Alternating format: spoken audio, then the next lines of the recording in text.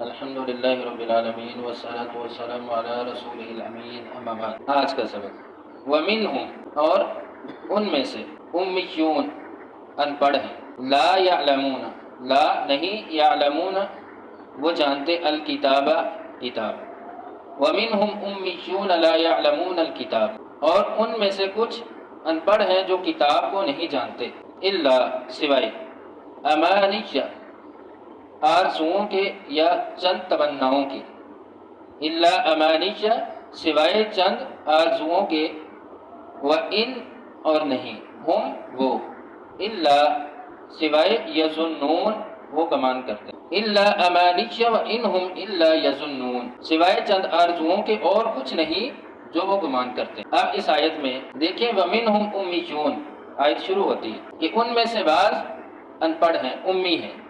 اب ان میں سے کن میں سے؟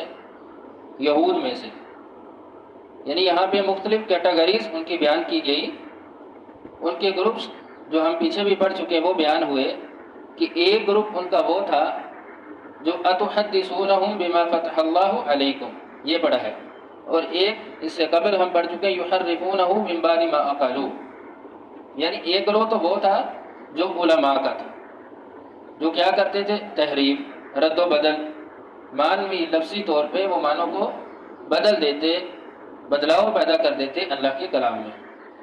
اور دوسرا گروہ جو ہم کل پڑھ چکے وَإِذَا لَقُوا الَّذِينَ آمَنُوا قَالُوا آمَنَّا، یعنی منافقین یہود کا، کہ جب وہ ایمان والوں سے ملتے کہتے ہم تمہارے ساتھ ہیں، یعنی ان کو بھی خوش کرنے کی کوشش کرتے، اور اپنوں کے پاس جاتے تو ان کو بھی راضی رکھتے، یعنی ادھر چہرہ اور ادھر اور، دو چہروں والے۔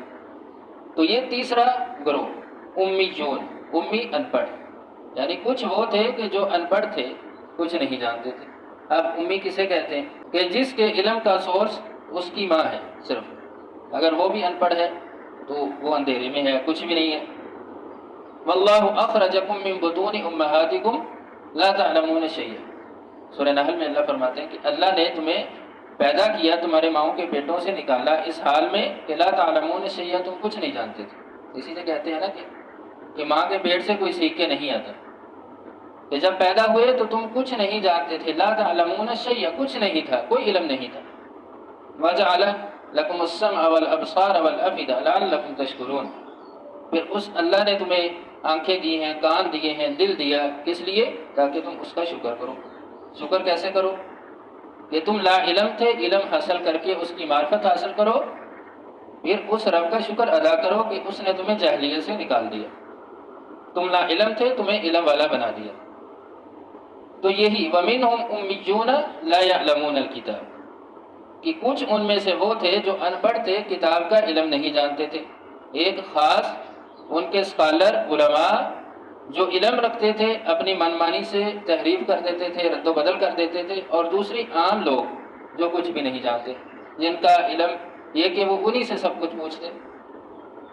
تو یہی چیزیں آج اگر ہم مسلمانوں میں دیکھیں تو یہاں بھی دو گروہ ہمیں نظر آتے ہیں، کہ ایک علماء کا، کہ جو دین پڑھنے پڑھانے والے، سکھانے والے، یا لوگوں کو تعلیم دینے والے، یا بعض وہ کہ جنہوں نے دین کو اپنی اچارہ داری بنا لیا، کہ اپنی منمانی سے جو بھی فتویٰ چاہتے ہیں دے دیتے ہیں، جو دل میں آتا ہے وہ کر دیتے ہیں، اور لوگوں نے سارا انحصار انہیں پہ کیا ہوا ہے۔ جیسے یہود کے جس چیز کو وہ حرام کہتے تھے لوگ اس کو حرام کر دیتے، جس کو حلال کرتے لوگ اس کو حلال سمجھ لیتے۔ تو اب بھی آپ دیکھیں کہ مسلمانوں میں میجورٹی کس چیز کی ہے؟ کہ وہ بیسک قرآن کی جو معنی مفہوم ہے اس کو نہیں جانتے، قرآن کی ٹرانسلیشن، اس کا ترجمہ، اس کو نہیں جانتے۔ تو پھر وہ علم کہاں سے لیتے ہیں؟ کہ سارا سنا سنا ہے، اسی پہ سارا انحصار کرتے ہیں، خود اس کے بارے میں کوئی کوشش نہیں کرتے، کوئی ایفرٹ نہیں ہے اپنی کہ خود قرآن کو سیکھا جائے، اس کی تعلیم حاصل کی جائے، اس کو پڑھایا جائے، تاکہ جو اللہ رب العزت نے کہا ہے کہ لا یعلمون الکتاب، کہ امی کون ہے؟ جو کتاب کا علم نہیں جانتا۔ تو اس سے ایک یہ بات بھی سمجھ آتی ہے کہ امی وہ ہے جو کتاب قرآن کا علم نہیں جانتا، جو اللہ کی نازل کردہ کتاب ہے اس کو نہیں جانتا، وہ ان پڑھ ہے۔ لیکن ہمارے ہاں جو کرائٹیریا ہے وہ کچھ اور ہے۔ ہم پڑھا لکھا کسے سمجھتے ہیں؟ کہ جس کے پاس کاغذ کا ٹکڑا ہو، سمجھتے ہیں کہ یہ ہائی کوالیفائڈ ہے، پڑھا لکھا ہے، ایجوکیٹڈ ہے، اس سے لوگ امپریس بھی ہوتے ہیں اور اس کو پڑھا لکھا سمجھتے ہیں، اور کتاب سے کوئی علم حاصل نہیں ہے، اس کی بیسک چیزوں کا پتہ نہیں ہے، تو اس کے بارے میں کوئی فکر نہیں ہے، کیونکہ رواج ہی نہیں ہے پڑھنے پڑھانے کا، قرآن کے ترجمے کا۔ پھر علم کیا ہے وہ بھی اللہ نے بیان کر دیا کہ جب قرآن کو حاصل نہیں کرو گے، اس کے علم کو نہیں پڑھو گے، تو پھر علم کیا ہوگا؟ الا امانیہ وانہم الا یظنون، سوائے چند آرزوؤں کے، گمان کے، جو لوگوں نے اپنا اپنا ایک نظریہ، ایک سوچ اور فکر بنا لی۔ قیامت کی بات ہو تو اس کے بارے میں اپنی اپنی سوچ ہے، چند کہانیاں سنی ہوئی ہیں، ان کے گرد ہی گھومتے ہیں، یعنی عمل کے بغیر ہی وہ لوگوں کو جنت کے سرٹیفکیٹ دے دیتے ہیں۔ قرآن پڑھے بغیر ہی، قرآن کو سیکھے بغیر ہی، علم حاصل کیے بغیر ہی، قرآن کو ہاتھ لگائے بغیر ہی وہ کہتے ہیں اللہ جس کو چاہے گا بخش دے گا۔ یہ بات تو اپنی حد تک ٹھیک ہے، لیکن اللہ رب العزت نے کچھ ذمہ داری بھی لگائی، کچھ پیدا کرنے کے جو مقاصد ہیں وہ بھی اللہ رب العزت نے واضح کیے۔ صحابہ کرام کا عمل کیا ہوتا تھا قرآن کے بارے میں کہ وہ 10 آیات کو سیکھتے، پڑھتے، پھر اس پہ عمل کرتے، پھر اس سے آگے بڑھتے تھے۔ اس طرح قرآن کو سیدنا عمر رضی اللہ عنہ کے بارے میں آتا ہے، انہوں نے سورہ البقرہ 12 سال میں سیکھی۔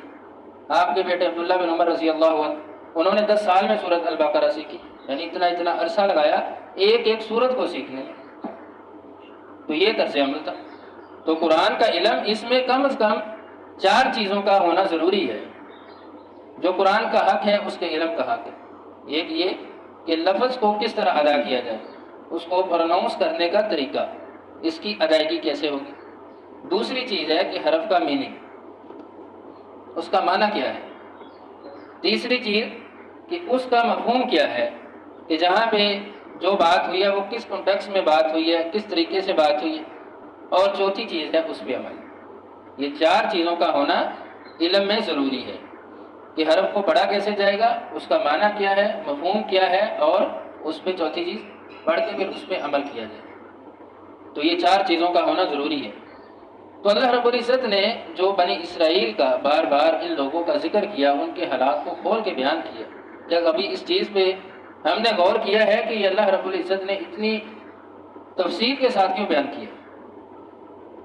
ان کے واقعات کو، ان کے طرز عمل کو، ان کے رویوں کو، صرف اسی لیے تاکہ جن پر یہ قرآن اللہ رب العزت نے نازل کیا، جن کے لیے کیا، وہ سوچیں کہ ہمارے رویے ان کی طرح ہے یا ان کے الٹ، کہ ہم بھی ویسا تو نہیں کرتے جیسا وہ کرتے تھے قرآن کے حوالے سے، وہ اپنی کتاب تورات کے حوالے سے۔